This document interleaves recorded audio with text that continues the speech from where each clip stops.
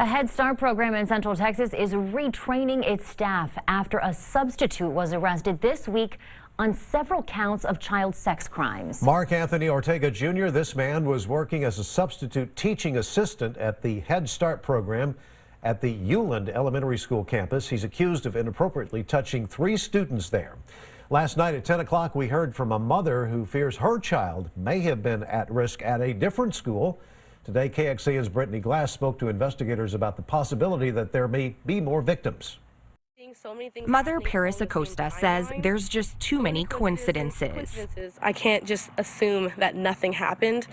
With my own intuition, I feel like something did. That's why she says she reached out to the sheriff's office immediately. What next steps I can take to make sure that something is done and further investigated. So Acosta says within the last 2 months or so, she's noticed changes in her little boy's behavior. Her almost 3-year-old is largely nonverbal. We noticed that he would come home screaming and angry and mad and throwing fits where there was no reason to be throwing fits beyond a regular toddler's behavior. And all of this would happen right after school. Although all 3 alleged instances outlined in the arrest warrant happened at Uland Elementary School, where the 29-year-old was working with preschoolers, Acosta says the substitute also worked with her son at the Hemp Hill Early Head Start program.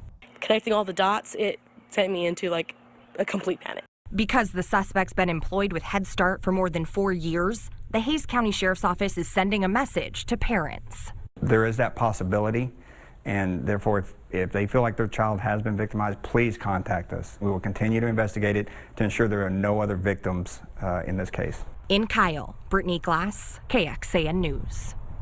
The Executive Director of Community Action of Central Texas, that's the group that operates Head Start in Hays County, confirms Ortega has been suspended without pay and says that they're waiting for a final report from the sheriff's office. A representative also said Ortega's high-functioning intellectual development delays were known when he was hired and that they thought he was fit to work with children. We looked into the suspect's criminal history and found a misdemeanor reckless driving conviction from before he worked for Head Start. Leaders with that group that oversee the Head Start program tell us that likely wouldn't have kept him from being hired.